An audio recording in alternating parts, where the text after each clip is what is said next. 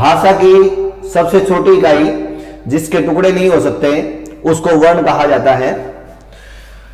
दोस्तों टोटल वर्ण हिंदी में 52 है, 52। ठीक है कैसे वो देख लीजिए। जिसमें स्वर हैं 11, जिसको आप लोगों ने ए अनार आ पढ़ा है। व्यंजन है 33, जिसको आप लोगों ने कह कबूतर वाले पढ़े हैं। 2 होते हैं अयोगवाह,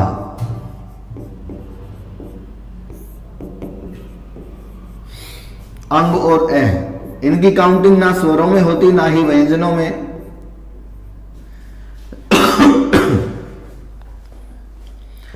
चार होते हैं संयुक्त व्यंजन।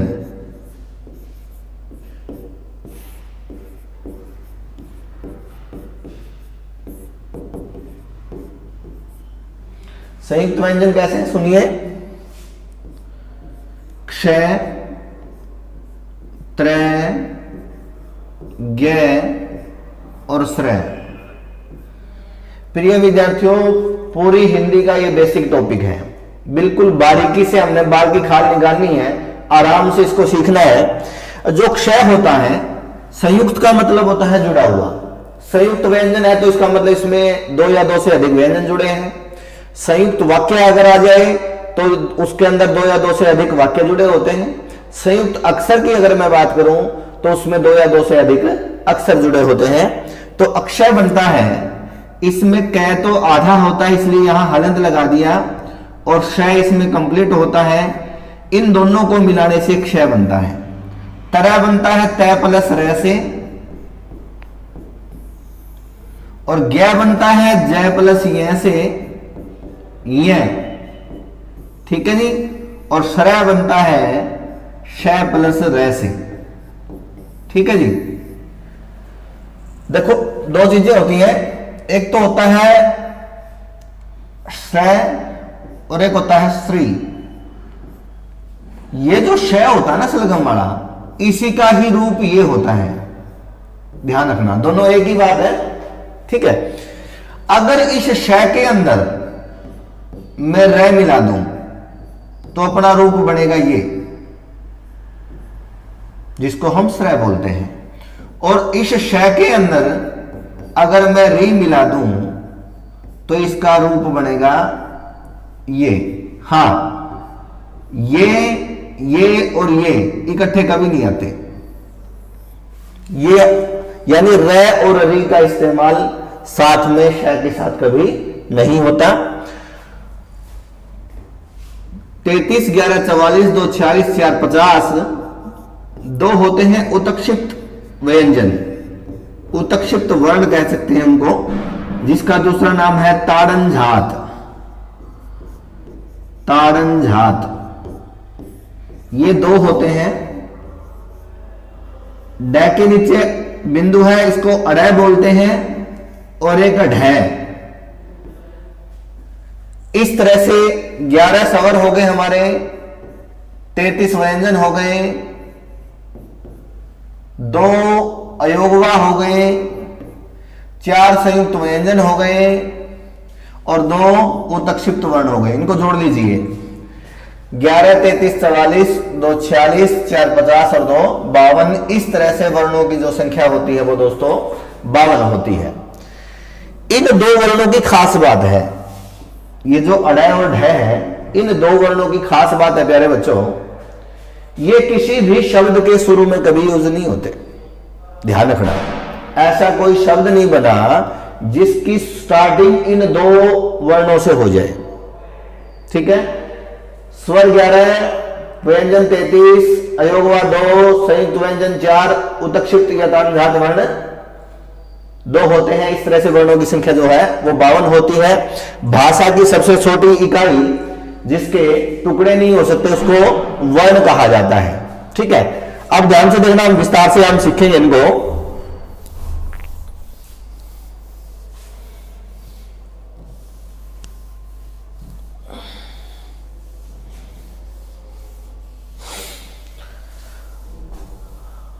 ये अड़य वाली बात बताऊंगा मैं पहले आपको। ठीक है जी।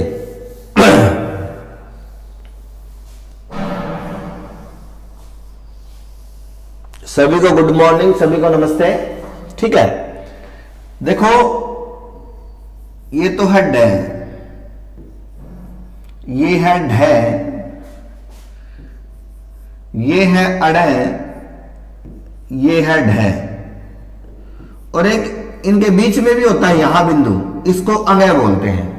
ये पांचों ही वर्ण हिंदी में अलग अलग होते हैं। इन दो वर्णों की शुरुआत शुरू में हो सकती है, लेकिन ये तीनों वर्ण किसी भी शब्द के शुरू में कभी यूज नहीं होते। देखो शब्द ये इसको बोलते हैं ड। जैसे मैंने शब्द लिखा डाली, डाली डाली डाली, मैंने जिस डाली पे नजर डाली, माली ने वो डाली काट डाली। ठीक है जी। ये ढ से ढक्कन, अगर इसके नीचे हमने बिंदु लगा दिया, यानी ये वाला यहां शुरू में लिख दिया, तो शब्द गलत हो जाएगा जी। ये बीच में या बाद में यूज हो सकते हैं। जैसे शब्द लिखा मैंने पेड़, जैसे शब्द लिख दिया मैंने लड़ना। ठीक है, जैसे कढ़ाई लिख दूं मैं, जैसे शब्द लिखा मैंने वांग में, हलंत आएगा। इसको वार्ड में नहीं बोल सकते हम, ये वांग में शब्द है दोस्तों। यानी ये पांचों ही वर्ण हिंदी में अलग अलग होते हैं। ठीक है जी, ये तो थी बेसिक बात। अब हम चलते हैं वर्ण के भेद कितने हैं। ठीक है जी,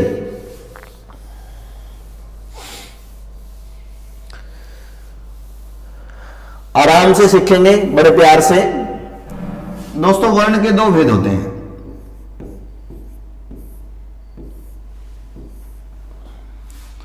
स्वर और व्यंजन।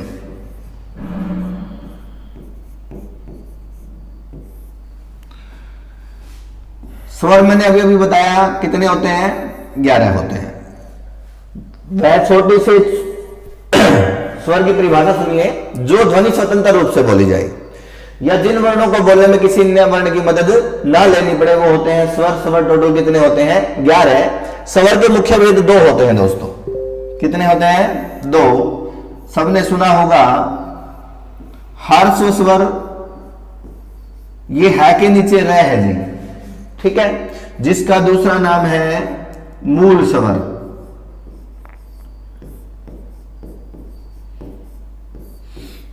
नंबर 2 दीर्घ स्वर, जिसको बोला जाता है संधि स्वर।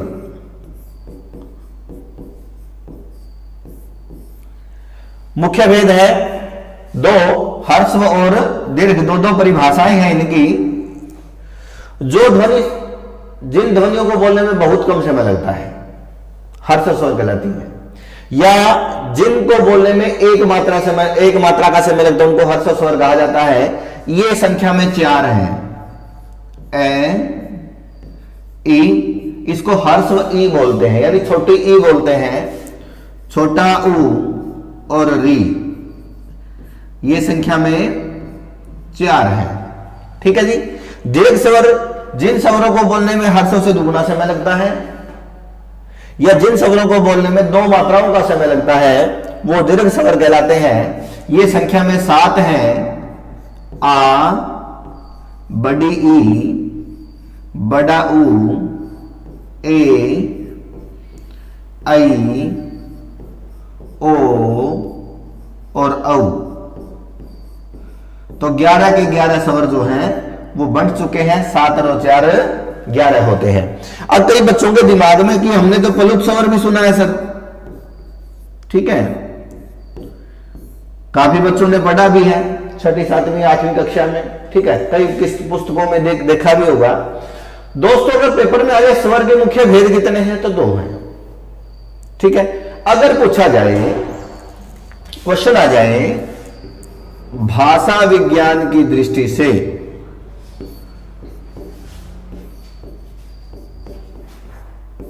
भाषा विज्ञान की दृष्टि से स्वर के कितने भेद हैं, तो 1, 2 और फिर इसके भेद जो हैं वो 3 हो जाएंगे। ठीक है, भाषा विज्ञान का मतलब है इन प्लुत शब्दों का जो प्रयोग है वो संस्कृत भाषा में तो होता ही है, खासकर नाटकों में, फिल्मों में इसका प्रयोग होता है। इसका जो चिन्ह होता है वो ये होता है, ये शब्द आप लोगों ने पढ़ा होगा, ये लिखा होता है, इसको हम ओम बोलते हैं, लेकिन ओम नहीं होता ये हकीकत में शब्द है ओम। इसकी परिभाषा बनती है, जिन स्वरों को बोलने में हर्षों से 3 गुना ज्यादा समय लगता है उसको हम पलुत स्वर का नाम दे देते हैं। तो अगर पूछा जाए स्वर के मुख्य भेद कितने, तो हमने 2 बताने हैं, लेकिन अगर ये क्वेश्चन आ जाए कि भाषा विज्ञान की दृष्टि से स्वर के कितने भेद हैं, तो हमने 3 बताने हैं, उसमें पलुत स्वर का नाम भी जुड़ जाएगा। अब हम बताएंगे स्वर टोटल 11 कौन कौन से होते हैं। उससे पहले मैं ये बात बता दूं, ये जो 4 स्वर हैं दीर्घ स्वरों में से, लास्ट के जो 4 स्वर हैं ए आई ओ औ, दोस्तों ये दीर्घ स्वर तो है ही, साथ में इनका नाम संयुक्त स्वर भी है।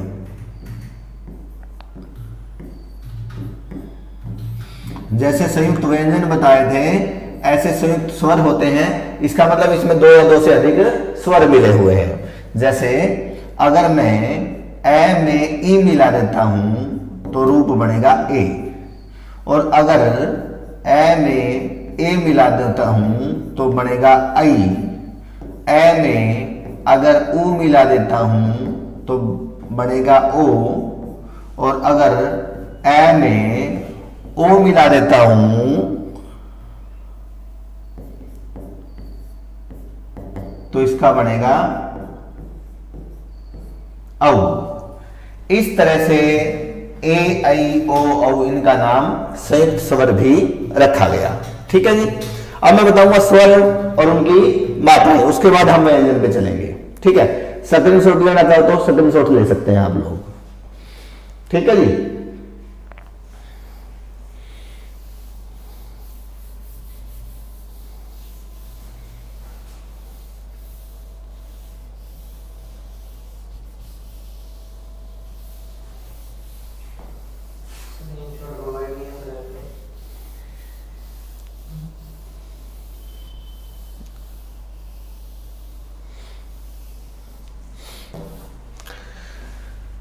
टोटल लिखना हूं स्वर 11 स्वर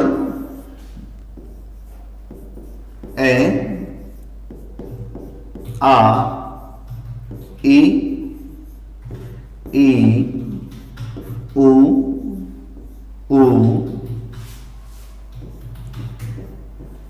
री ए आई ओ औ। अब इनकी मात्राएं, ए की तो कोई मात्रा नहीं होती, ये आ की मात्रा है, ये छोटी ई की मात्रा है, ये बड़ी ई की मात्रा है, ये छोटे ऊ की मात्रा है, ये बड़े ऊ की मात्रा है, ये री की मात्रा है, ये ए की मात्रा है, ये आई की मात्रा है। आई लिखते हैं ऐसे, इसकी मात्राएं 2 होती हैं, ये ओ की मात्रा है और ये औ की मात्रा है। तो मात्रा की परिभाषा क्या हुई? स्वरों के बदले हुए रूप को मात्रा कहते हैं। स्वरों के बदले हुए रूप को क्या कहेंगे? हम मात्रा कहेंगे। ठीक है, जैसे मैं लिख के बताऊं, अगर मैं यहां पर कै लिख दूं, हलंत लगा दूं, तो इसके अंदर कोई भी स्वर नहीं है। ठीक है जी। अगर इसको मैं पूरा लिख देता हूं तो इसमें ए जुड़ गया, अगर इसके साथ ये लगा देता तो आ जुड़ गया, इधर वाली मात्रा लगा देता हूं तो छोटी ई हो गई, ये बड़ी की मात्रा लग गई, ये छोटे ऊ की मात्रा लग गई, ये बड़े ऊ की मात्रा लग गई, कु हो गया ना। उसके बाद कै के नीचे री, ये क्री हो गया, ये के हो गया, ये कई, ये को और ये कऊ। इस तरह से मात्राएं लगती हैं और इसी तरह से इनके शब्दों का निर्माण होता है। ठीक है, एक रै के रूप की बात और मैं साथ में करना चाहूंगा। ठीक है, साफ कर देता हूं एक बार मैं। रै और री में फर्क होता है दोस्तों। रै की मात्रा नहीं होती, रै के रूप होते हैं 4। रै एक ऐसे लिखा जाता है, एक रै का रूप ये होता है, एक रै का रूप ये होता है, और एक र का रूप ये होता है। जैसे शब्द लिखूं मैं राम, जैसे शब्द लिखूं मैं ट्रक, ट के नीचे र है जी, और नीचे वाला र हमेशा पूरा होता है, नीचे वाला अक्षर कोई भी वो हमेशा कंप्लीट होता है। जैसे पै में र लिख दिया मैंने प्रश्न, द के नीचे र लिख दिया द्रव, भय के नीचे र लिख दिया भ्रष्ट, ग के नीचे र लिख दिया ग्रह। देखो ये र है, अगर इसके नीचे मैं ये लगा दूं तो ये री है, ये गृह है, ठीक है। इसका मतलब घर होता है और इसका मतलब नक्षत्र होता है, ठीक है जी। ये वाला रूप अगर नीचे लग जाए तो री कहलाता है, अगर ऊपर लग जाए तो र कहलाता है। जैसे कर्क, ठीक है जी। नर्म, ये नर्म है, अगर इसको मैं ऐसे लिख दूं नम्र तो ये र नीचे है, ये ऊपर वाली र है, ऊपर वाला र आधा है, नीचे वाला र पूरा होता है। नर्म का मतलब होता है कोमल या मुलायम, और नम्र का मतलब होता है विनीत। इस तरह के क्वेश्चन भी पेपर में देखने को मिलते हैं। तो ये बात थी र और री में फर्क की बात है, ठीक है। इस तरह से हमने स्वर कंप्लीट कर दिए हैं जी। अब हम चलेंगे व्यंजनों पर।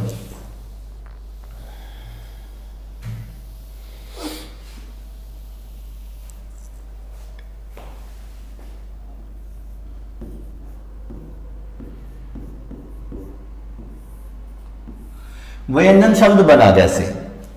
व्यंजन शब्द बनता है दोस्तों वी प्लस अंजन से।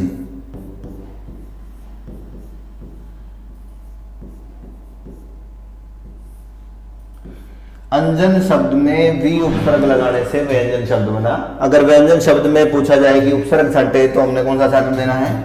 वी छांट देना है। होते क्या है व्यंजन? जो वर्ण स्वरों की सहायता से बोले जाते हैं उन्हें व्यंजन कहा जाता है। ये 3 प्रकार के होते हैं।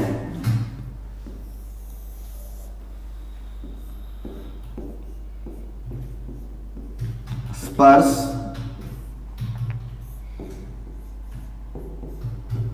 अंतस्थ और ऊष्म।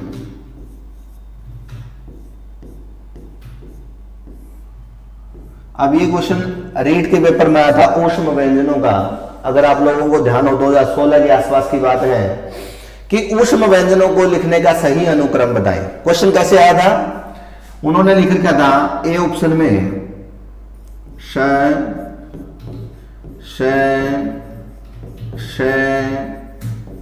है, बी ऑप्शन था श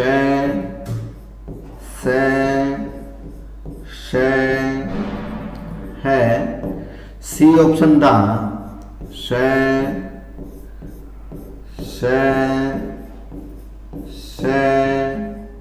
है, और डी ऑप्शन था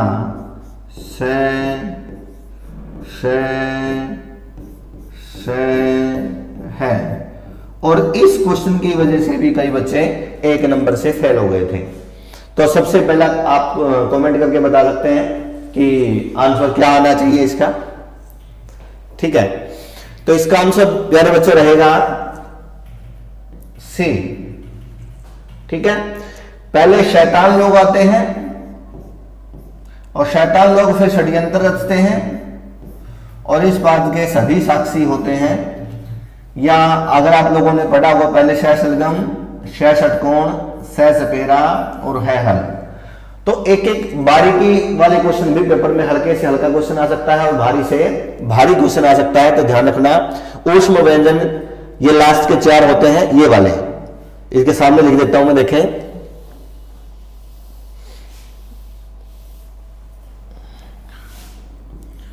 पहले ये वाला शय आएगा, फिर ये वाला शय आएगा, फिर ये वाला शय आएगा, फिर ये है आएगा। इसको अगर मैं बात करूं, इसको बोलते हैं इचु ऐसा नाम तालु। ये तालव्य शय है, ये मूर्धन्य शय है और ये दंत्य शय है, ठीक है जी। इस तरीके से याद कर सकते हैं। अंतस्थ व्यंजन भी 4 होते हैं, य, रे, ल और व, ये अंतस्थ व्यंजन होते हैं। सपर्श व्यंजन 25 होते हैं, ध्यान से सुनना। क, ख, ग, घ, अंग। अड़े नहीं है जी, ध्यान रखना, ये अंग है। और व्यंजनों की खास बात है, ये बोले शब्दों की सहायता से जाते हैं और लिखे हलंत लगाकर जाते हैं। ध्यान रखना, इनके नीचे हलंत का प्रयोग हो जाएगा। उसके बाद च, छ, ज, झ, य, च, छ, ज, झ, य। उसके बाद ट, ठ, ड, ढ, अण, ट, ठ, ड, ढ, अण। उसके बाद त, थ, द, ध, न। उसके बाद प, फ, ब, भ और म। दोस्तों, सपर्श व्यंजनों का दूसरा नाम वर्गीय व्यंजन भी है। सपर्श व्यंजनों का दूसरा नाम वर्गीय व्यंजन भी है। इसको बोलते हैं कवर्ग, इसको बोलते हैं चवर्ग, इसको बोलते हैं टवर्ग। इस पूरी लाइन को इसको बोलते हैं तवर्ग, इसको बोलते हैं पवर्ग। 1 2 3 4 5। एक वर्ग में 5 वर्ण होते हैं। इस तरह से कैसे लेकर मैं तक सपर्श व्यंजनों की संख्या जो है वो 25 होती है। 25 सपर्श हो गए हैं, 4 अंतस्थ हो गए हैं 29, और 4 ही ऊष्म व्यंजन हो गए हैं। इस तरह से व्यंजनों की टोटल जो संख्या होती है वो 33 होती है। 11 हमारे स्वर होते हैं। ये 44 चीजें हमने सीख ली हैं। उत्क्षिप्त वर्ण मैंने बता दिए हैं, संयुक्त व्यंजन मैंने बता दिए हैं, अयोगवा मैंने बता दिए हैं। तो टोटल वर्ण जो है वो 52 होते हैं। अब सिंपल से सिंपल क्वेश्चन पेपर में आ सकता है। जैसे मैं पहले क्वेश्चन बताऊंगा, उसके बाद हम आगे बढ़ेंगे।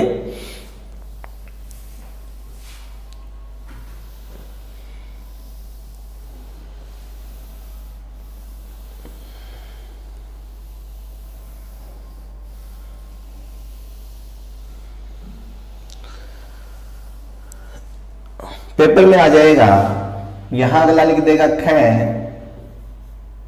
यहां लिख देगा ज, यहां लिख देगा है, और यहां लिख देगा र।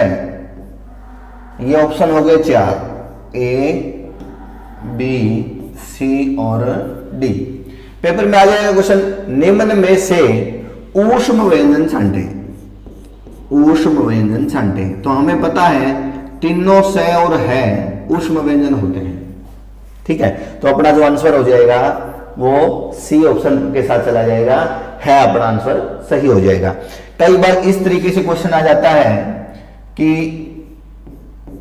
2 युग्म दे देगा अगला, जैज है या लिख देगा डैश है, या लिख देगा रैल है, या लिख देगा श है। ठीक है, निम्न में से वो ऑप्शन छांटे जिसमें ऊष्म व्यंजनों का युग्म दिया हो। दोस्तों, युग्म का मतलब होता है जोड़ा। युग्म का मतलब होता है जोड़ा, यानी दोनों ही ऊष्म व्यंजन होने चाहिए। अब जय जय तो स्पर्श है, अब यहां एक ऊष्म और एक स्पर्श है, यह रह ये दोनों ही अंतस्थ व्यंजन है। तो हमारा आंसर जो है वो डी ऑप्शन के साथ चला जाएगा। हमारा आंसर हो जाएगा श और है, यानी डी ऑप्शन। इनमें दोनों ही ऊष्म व्यंजनों का जो है वो युग्म दिया गया है। ठीक है जी। इसके बाद बड़ा ही दिलचस्प क्वेश्चन आता है जिसको हम उच्चारण स्थान कहते हैं। ये ग्राम सचिव के एग्जाम में भी आया था। ट्रिक के साथ बताने का मैं पूरा प्रयास करूंगा, ठीक है, ध्यान से सुनना भाई।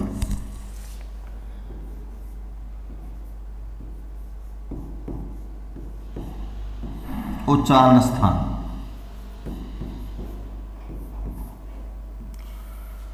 जो वर्ण हमारे मुख के जिस अंग से बोला जाता है, जो वर्ण हमारे मुख के जिस अंग से बोला जाता है उस अंग को, उस वर्ण का उच्चारण स्थान कहा जाता है।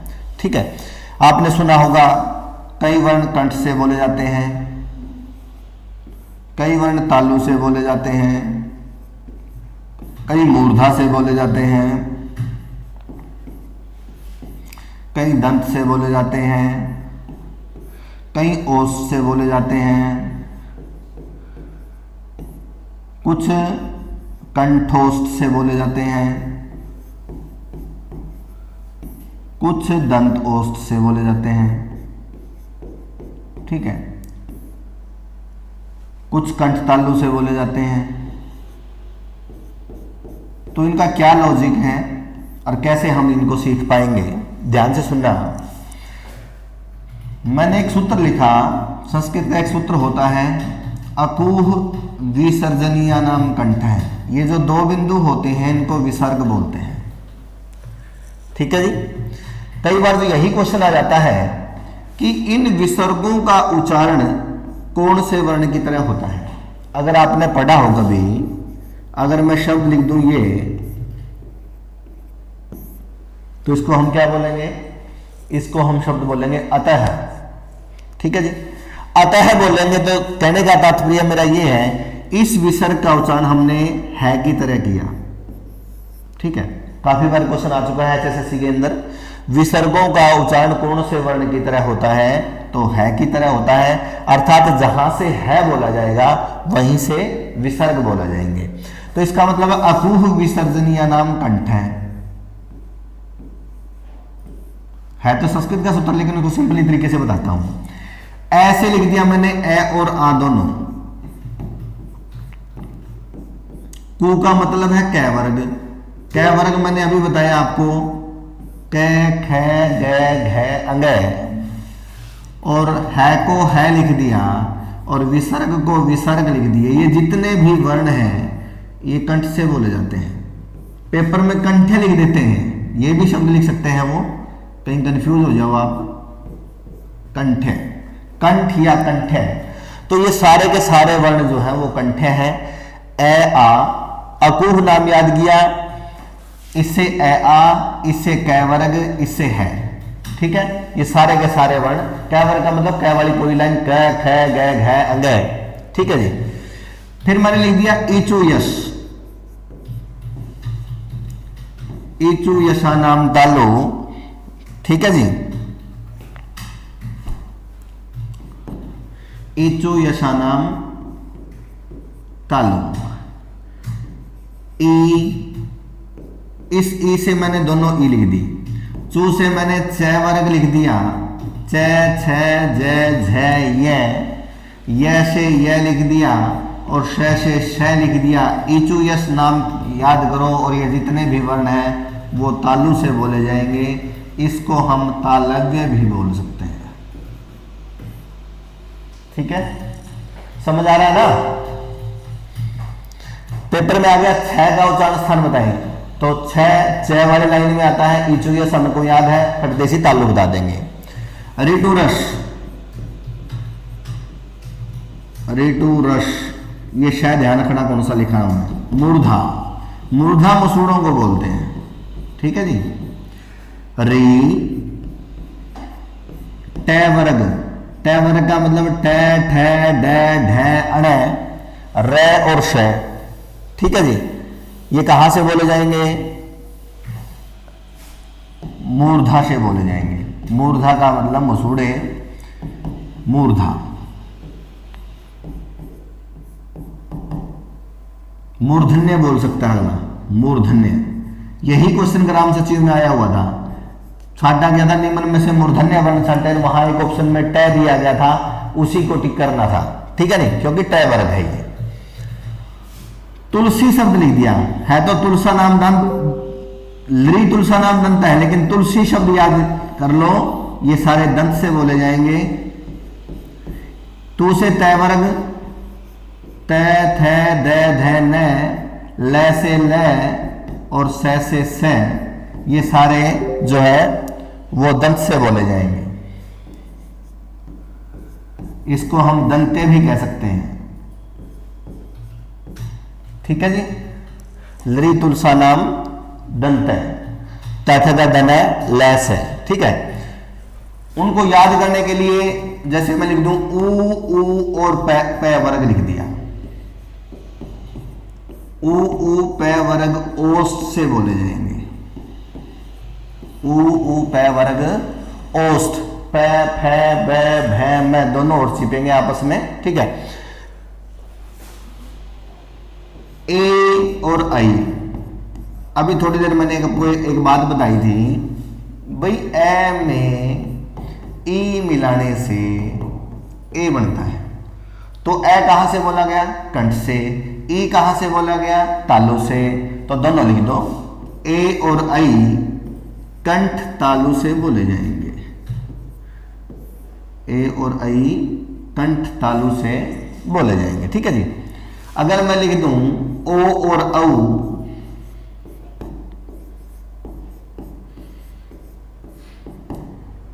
अभी थोड़ी देर पहले मैंने बताया था ए में ऊ मिलाने से ओ बनेगा, तो ए बोला गया कंठ से और ऊ बोला गया कहां से?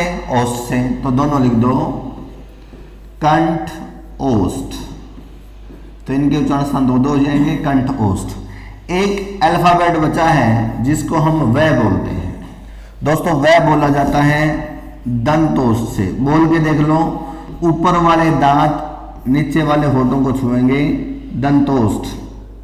व जब भी हम बोलेंगे तो ऊपर वाले दांत नीचे वाले होठों का स्पर्श करेंगे। कई बार क्वेश्चन हो जाता है, जैसे एच स्टेट में आया था, ये फै दे दिया था, ये वाला देखो, एक तो फै ये होता है और एक फै ये होता है, दोनों में फर्क है।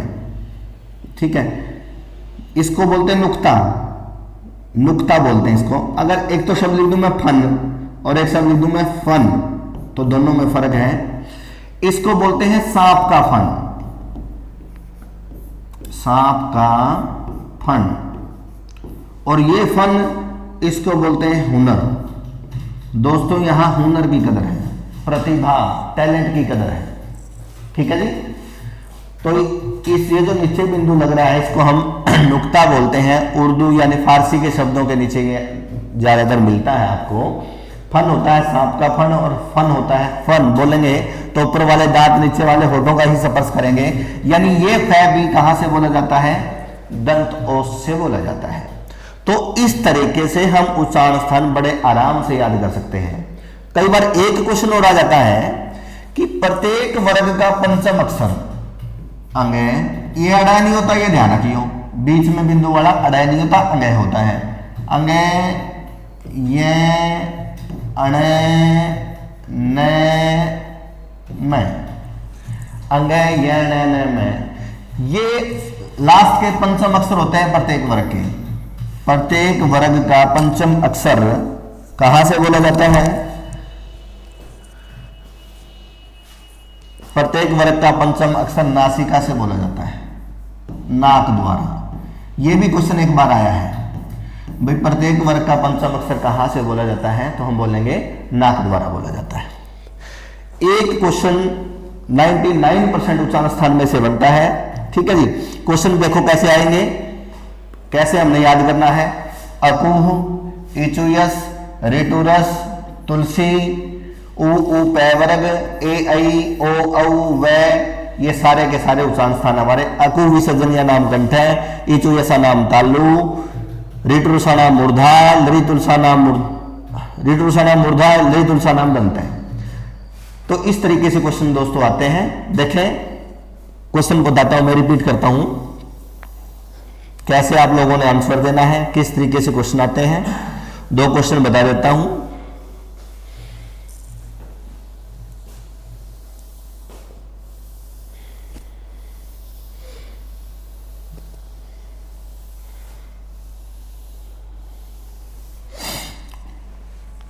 पेपर में आएगा जैसे द लिख दिया, थ लिख दिया, स लिख दिया और ड लिख दिया।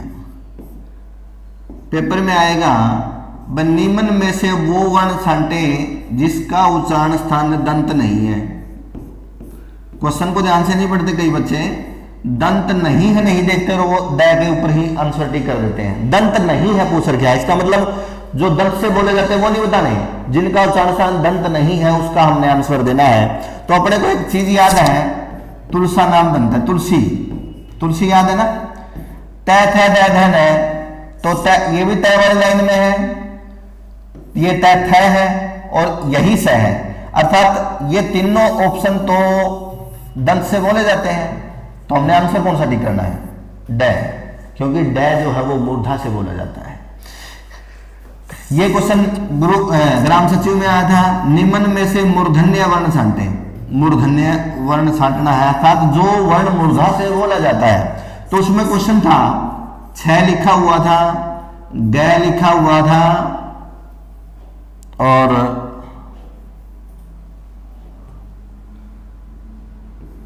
ग, यहां पर ट लिखा हुआ था और यहां पर स लिखा हुआ था। मूर्धन्य, मूर्धन्य मैंने बताया था ऋटुरसाणा मूर्धा, ऋटुरस तय वाली लाइन ये राट है, तो यही आंसर था। तो इस तरीके से हमने क्वेश्चन का आंसर हमने दोस्तों देना है, ठीक है जी। अब छोटी छोटी 2-3 बातें और बता देता हूं।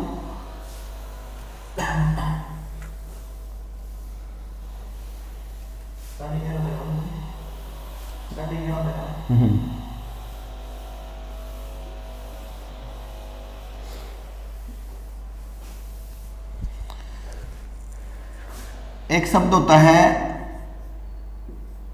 द्वित्व व्यंजन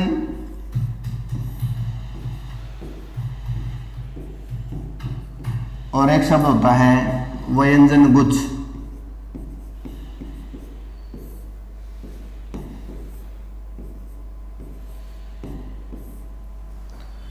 द्वित्व व्यंजन, व्यंजन गुच्छ, ध्यान से सुनना। एक शब्द लिखा मैंने पत्ता, एक शब्द लिखा मैंने अच्छा, एक शब्द लिखा मैंने बच्चा और एक शब्द लिख दिया मैंने दिल्ली। अब 4 शब्द आ गए। पेपर में पूछा जाएगा निम्न में से वो शब्द छांटे, निम्न में से वो शब्द छांटे जिसमें व्यंजन गुच्छ का प्रयोग है। ठीक है जी।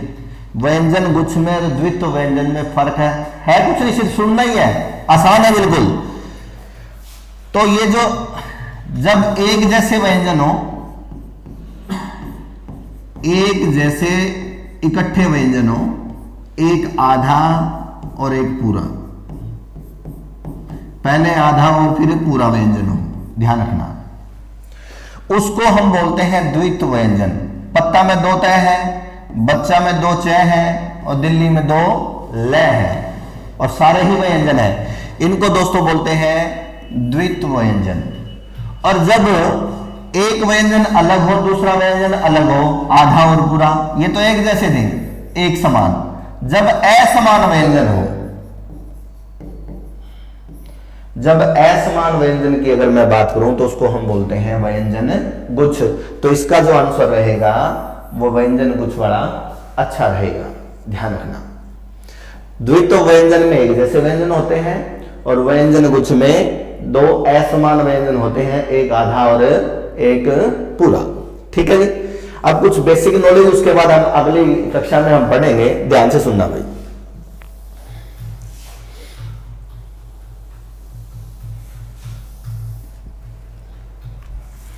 अब कई शब्द आप लोगों ने देखे, जैसे द के नीचे वह देख लिया, द के नीचे र देख लिया, द के नीचे ध देख लिया, ठीक है, प के नीचे र देख लिया, एक क के नीचे री देख लिया होगा, एक द के ऊपर र देख दिया होगा, एक प के ऊपर र देख दिया होगा। ठीक है ना। इनका क्या फंडा है, ध्यान रखना।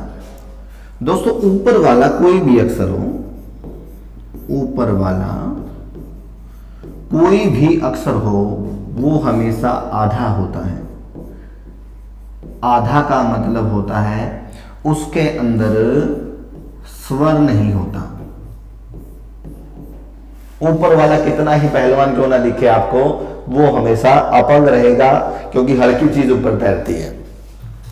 नीचे वाला कोई भी अक्षर हो, नीचे वाला कोई भी अक्षर हो वो हमेशा पूरा रहेगा, अर्थात उसके अंदर हमारा स्वर मिला हुआ रहेगा। स्वर मिला होता तभी वो पूरा होता है। यानी द के नीचे व, एक द के नीचे ध, फर्क है देखो, ये ऐसे है द और व, द के नीचे हलंत है। अगर द रह की बात करूं तो द और र है ये, द ध की बात करूं तो द और ध है ये, अगर पै रह की बात करूं तो पै और र है ये, ठीक है। अगर इनमें से ओल कै के नीचे री है, ये तो है ही पूरा क्योंकि इसके अंदर स्वर है री। कोई भी स्वर की अपनी महत्ता होती है। कै के अंदर ए भी हो सकता है, कै के अंदर आ भी हो सकता है, कै के अंदर री भी हो सकता है। अगर कै में रे लगा दूंगा तो गड़बड़ हो जाएगी, तो फिर इसको हमने लिखना पड़ेगा कै रे, कै आधा रहेगा, ठीक है, रे कंप्लीट रहेगा। ये हमारे वर्ण विच्छेद में काम आएंगे, वर्ण विच्छेद जो हम अगली कक्षा में पढ़ेंगे, वर्ण विच्छेद या वर्ण विन्यास, ठीक है। उसके लिए मैं पहले बता देता हूं, अगली कक्षा में जैसे हम पढ़ेंगे, स्वर के नीचे कभी हलंत नहीं आता, स्वर के नीचे कभी हलंत का प्रयोग नहीं होता। व्यंजन चाहे आधा हो चाहे पूरा हो, उसके नीचे हमेशा हलंत का प्रयोग होता है, ध्यान रखना। अगर व्यंजन पूरा होगा तो उसके तुरंत बाद हमेशा स्वर लिखा जाएगा, और व्यंजन अगर आधा होगा तो उसके तुरंत बाद व्यंजन ही आएगा। तो ये हमारा बेसिक टॉपिक था जिसमें से छोटे छोटे क्वेश्चन निकल के आते हैं, और इसके बगैर शब्दों का निर्माण नहीं होता क्योंकि वर्णों के मेल से ही शब्द बनते हैं। जब तक हम इनके साथ नहीं खेलेंगे, हो सकता है ये बोरिंग टॉपिक हो लेकिन बड़ा दिलचस्पी के साथ आप लोगों ने सीखना है। छोटी छोटी चीजें आपके काम आने वाली चीजें हैं, ठीक है। जैसे एक सिंपल सा क्वेश्चन मैं बता दूं, जैसे राम शब्द का वर्ण विच्छेद हमने करना होगा तो रे हलंत आ गया, रे में मिला हुआ है आ स्वर होता है, स्वर के नीचे कभी हलंत आएगा नहीं। फिर लिखा मैं के नीचे हलंत आ गया, फिर लिखेंगे हम ए। तो यही बात है, व्यंजन पूरा था तो उसके तुरंत बाद स्वर आया हुआ है, और व्यंजन के नीचे हमेशा हलंत है, स्वर के नीचे हमेशा हलंत नहीं है, ठीक है जी। उम्मीद करता हूं कि ये चीजें आप लोगों को अच्छे से समझ में आई होगी। मैं 2 पंक्तियां गुनगुना देता हूं, उसके बाद मैं अपनी वाणी को विराम देता हूं।